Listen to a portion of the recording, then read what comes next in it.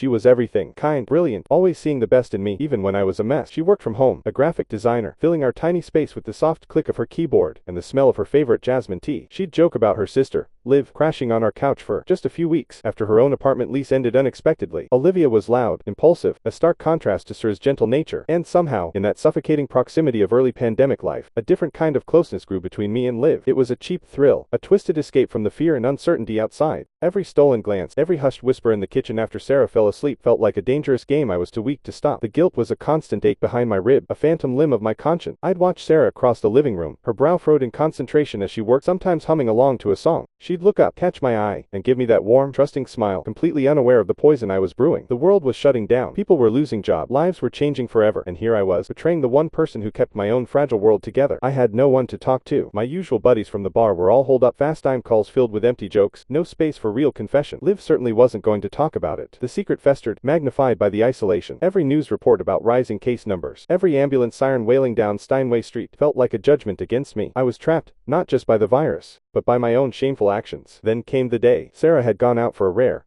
masked grocery run to Food Emporium. Liv was in the shower. I heard Sarah come back in, her keys jingling. I was in the living room, scrolling through my phone, trying to look normal. Liv emerged from the bathroom, hair wrapped in a towel, still damp. She didn't see Sarah standing there. She walked right up to me, still wet, and leaned in, planting a quick, casual kiss on my lips. My blood ran cold. The towel dropped from her head, and then, a small gasp. Sarah. She was standing in the doorway to the kitchen, a bag of groceries halfway slid off her arm, her eyes wide. No scream, no rage, just a profound, devastating sadness that washed over her face, eclipsing everything. It was like watching a light dim, slowly, irrevocably. Olivia froze, then flushed crimson. I opened my mouth, but no words came out. What could I say? Sarah didn't yell. She didn't throw anything. She didn't even ask a single question. She just looked at me, then at Olivia, her gaze lingering for a painful second on her sister. Then her eyes returned to mine, filled with an ocean of silent pain, a deep, knowing hurt that went straight through me. She just nodded, a small, almost imperceptible nod, as if confirming a long-held suspicion. Then she slowly, carefully, placed the grocery bag on the floor, turned, and walked out of the apartment. I heard her steps, slow and heavy, down the hall, then the click of the building door. She didn't come back. Not that day. Not ever. I tried to reach her. For weeks. Messages, calls, emails. Nothing. Her phone was disconnected. Her social media profiles disappeared. It was like she had vanished. A few months later, I heard through a mutual friend from our old neighborhood in Brooklyn that she'd moved to Seattle, started a new life, found a new guy. Someone kind, they said, someone who deserved her. And that's when the real regret hit me. Not just the shame of what I'd done, but the unbearable ache of losing her, of knowing I was the one who pushed away the best thing that ever happened to me. I cheated on her, and I could barely stand the thought of her with someone else,